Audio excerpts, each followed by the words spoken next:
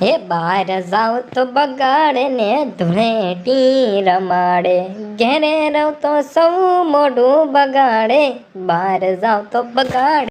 એ મોઢું તો બગાડે જ તે. મને મારા બાના ઘરે હોળી ધૂળેટી કરવા ન જવા એ દીધું. લગન થઈ જાય ને પછી પિયરામાં પરબ કરવા ન જવાના હોય, હાહરિયામાં થારા લાગી. પણ ન્યા કારેલી ને ઈ આયેલા એટલે. હવે ઈ ખજૂર ખાવા આયેલા હે. હવે કાંઈ ખજૂર ખાવા નથી આયા, પરબ કરવા આયા. હવે લોકેશ કુમાર મને ફોનમાં કહેતા હતા, બકુલ કુમાર ઓણ ખજૂરના બહુ ભાવ છે ને એટલે હોળી ધૂળેટી કરવા હાહરિયામાં જવાનું છે. બકુલભાઈ લાવો લ્યો. બોલો લ્યો, આ તો અત્યારમાં બગડીને આવ્યો. 10 રૂપિયા આપો નકર બગાડું. હવે 10 રૂપિયા થોડા હોય.